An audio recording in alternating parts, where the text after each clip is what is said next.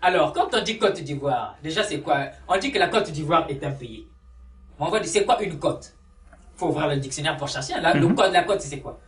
Donc, on parle d'un pays en termes de côte. On dit la côte de la mer, hein. C'est ça. Donc, c'est le bord de la mer, en fait. Donc, un pays qui se définit déjà en termes de bord. Tu n'es pas un pays, mais tu es le bord de quelque chose. Côte d'Ivoire. Alors, l'ivoire, c'est quoi? C'est la dent de l'éléphant. La défense de l'éléphant. Alors, quand tu dis que je suis ivoirien... C'est sa dent qui lui sert en même temps de défense. Mais c'est ça. Absolument. Donc, quand tu dis Côte d'Ivoire, tu définis ton pays comme le bord de la dent de l'éléphant. C'est ça. Et quand tu dis que je suis ivoirien, ben je suis une dent. Voilà, donc l'ivoirien, il se définit. Quand tu dis, moi, je suis fier d'être ivoirien, il y a même l'autre qui a sorti le terme d'ivoirité. Donc, il est fier d'être une dent d'éléphant. Mais c'est ça, en fait. Quand tu dis je suis ivoirien, ça veut donc dire que tu te définis comme étant un objet, une chose. La dent d'un animal. Tu n'es même pas un animal, mais tu es la dent de cet animal. La question d'identité, mais c'est pourquoi ils sont perdus. C'est pourquoi partout sur le continent, nous sommes perdus. Alors que quand tu prends le nom d'un pays africain, un pays kamite, mais qui s'est défini dans sa langue, qui s'est nommé dans sa langue, je prends l'exemple de Congo. Mais ça n'a rien à voir avec un objet ou quoi. Ça a un sens clair, net.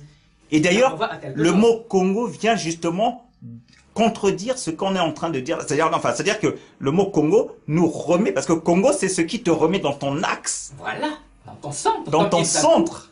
Donc, le Congo, c'est justement celui qui est censé être dans son axe, dans son centre. Et on sait qu'il est, justement, c'est le centre de quelque chose. Mais bon, voilà, c'est juste pour dire que voilà, quand on se nomme dans sa langue, quand on se détermine par rapport à son univers, c'est tout autre chose. Mais alors donc tu as pris le cas de la côte de l'île. Les Ivoiriens sont des dents. Et quand on se définit comme étant une dent d'éléphant, la défense de l'éléphant, il est bien normal qu'on ait des problèmes comme ça. On n'a pas résolu la question de l'identité. Qui sommes-nous? Ben, si nous sommes des objets, c'est normal qu'on dise, on se détermine en tant que Nord-Sud. C'est ça. Non plus en tant que programme politique. Et c'est là qu'on voit que ces noms-là, c'est purement, c'est vraiment, tu as parlé tout à l'heure de cette conférence où on nous a placé des frontières. Donc, quand on crée des frontières artificielles qui n'existaient pas, il faut bien nommer, du coup, ces frontières. Alors, on donne volontairement des noms qui n'ont pas de sens. Parce que tu m'en parlais d'ailleurs de ces noms qui n'ont pas de sens et qu'on a fini par changer.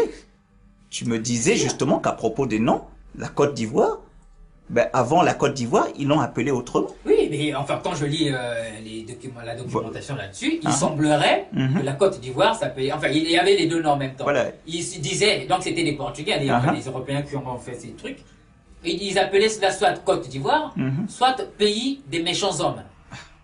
Donc il semblerait que ceux qu'on appelle aujourd'hui les Ivoiriens soient des méchants hommes. Alors peut-être voilà l'identité. Peut-être qu'ils ont traduit le méchant, ils sont passés à la défense de l'éléphant. Voilà.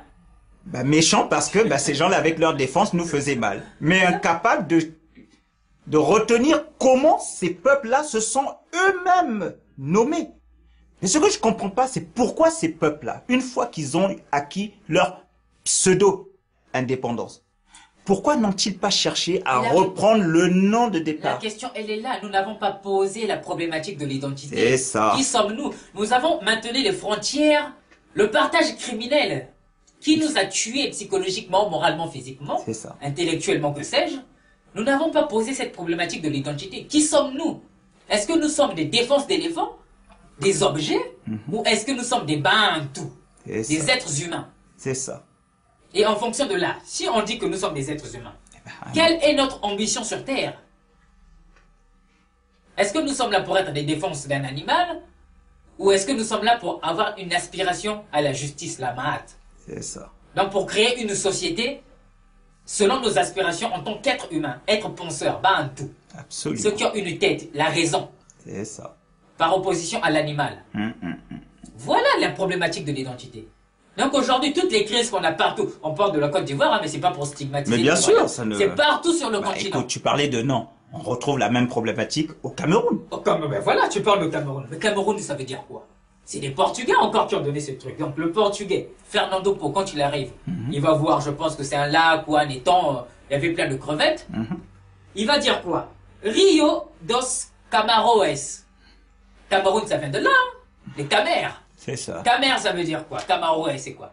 Crevette. Crevette. Donc quand tu dis que je suis un Camerounais, tu dis que je suis une crevette.